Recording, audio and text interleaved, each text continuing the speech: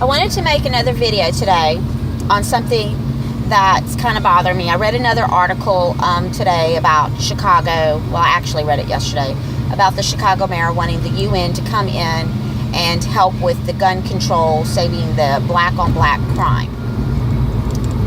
Then also the transgender thing, getting in the military, is kind of bothering me. And the way I see it, it's like a chessboard. It's like they're positioning all their little men in positions to get ready to take over. Anybody who plays chess, which I don't play chess, but this is just how I see it, understands what I'm talking about. A lot of our great people back in history played chess. This was how they learned how to conquer. And more or less that's what chess is, conquering and winning. If you get the UN in, and we're not talking about the military because Trump is not going to let the UN military come in and take over. But if you get a diplomat, an ambassador, somebody to come in, then you've started letting other countries in. Now, anybody remember the Trojan horse story? Remember how they couldn't get in through the walls and it was so well protected? So they came up with the horse and they hid their men in there. And they thought it was an offering from the gods. So they opened up their doors, they let this horse in, and they celebrated and partied and got drunk, and then they passed out. Once it got quiet, then the foreign army came out of the horse and slaughtered and took over Troy. Very important, whether or not it's a true story or not. The thing is, you can't beat somebody from on the outside trying to get in. Sometimes you have to sneak in and break it from the inside and work your way out. And that's how the liberals are doing it. This is why they're using the Muslims. They're not bringing the Muslims here because they're caring, loving, and want them to have a better life. They're bringing them here to cause chaos. The more chaos that we have, the more that people tend to look for the government for a solution. And this is where the liberals are going to come up with something. I don't know what quite it is yet, but that's why they're bringing the Muslims in here. Also, men and women that are in our armed forces now will not defend what the liberals are up to as far as taking over the country, shooting citizens. They're going to defend us. The liberals know that. People who are financing the money to these organizations know that. So this is why they need foreign people in here, people who will work toward their agenda to do it. This is why also they're putting the transgenders in our military. They already have mental issues, okay? We've already talked about this. This is the way I feel. They're probably good people. They probably are just very confused, and that's sad.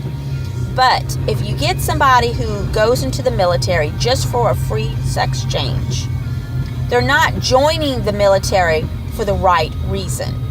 Do you honestly think that person would lay their life down to protect you or to protect somebody else that they're sent in another country? I don't see it. I see confusion and panic, and I don't think they're mentally able to understand what joining the military actually is. It's a sacrifice.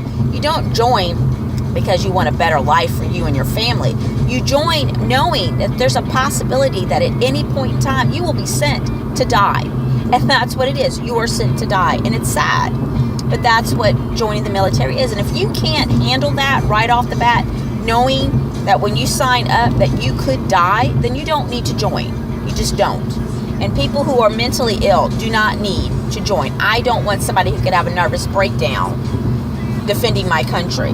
But they would be easier to convince to maybe do espionage or anything to harm our government for the liberal agenda. That's just what I think. Because they can convince them, telling them, this is wrong the way that the Republicans think. And we have to get God out and we have to do this because this is the way it should be. People should be able to choose their sex, and we shouldn't have people running around with guns, thinking that they're law-abiding citizens. That's for the government to decide, blah, blah, blah, whatever.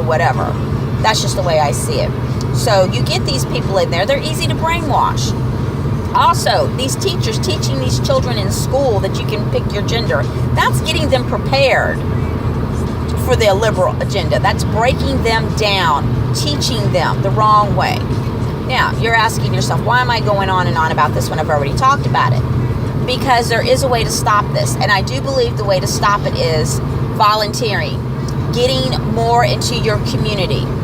And you're like, well, Jackie, I don't have time to volunteer. You know what? There's plenty of organizations out there that you don't even have to leave your home to volunteer. I'll give you one. There's a website for Adopt an Inmate, where you can write letters to inmates. Okay, you don't have to go anywhere. You can write them a letter. There's also things where you can send books. And you're like, Jackie, why are you bringing up inmates? Well, one is because they're troubled and they need help. And sometimes reaching out to somebody who's troubled or help can help someone better their lives. And that's how you stop violence, bettering somebody's life, giving them hope, giving them understanding, giving them an ear, giving them education. So that's one way you can do it. Also, you have your boys and girls clubs. You know, help with that. You know, get these kids off the streets, get them sports. You've got some extra money. Why don't you go up to a school and find out, you know, hey guys, I want to help you out. Is there anything in particular that you may need? Maybe they need musical instruments. Maybe their football team needs new jerseys. There's all kinds of things that people can do that help just a little bit. Old folks' homes, going in and visiting, you know, just sitting with them, giving them a card, sing a song with them, go in and play a piano. You'd be surprised. There's so many things that we can do. And this is where we can help, by spreading God's word, by his love. You don't have to go in and preach. That's not what I'm saying. Going in with your Bible and preach the word of the Lord. That's not what I'm saying. I'm saying do as Jesus did. Be caring. Be compassionate. Give your time. Give a moment. Give a stamp. Write a letter. Donate some money. Go to the local humane society and volunteer to walk dogs one day a week. I mean, there's so many different things out there that we can do as people to spread love. And believe me, when you smile, don't you see other people smile? Well, it's the same thing with goodness. When you do something good, other people see it and they want to join in. And this is how we do it, my friends. This is how we do it. So I challenge you, find a good cause. Stick with it. Do it. It doesn't have to be anything spectacular, but this is how we're going to change people's minds. This is how we're going to take our country back. Small steps, but important steps. This has to be done. It just has to be done. Bless you.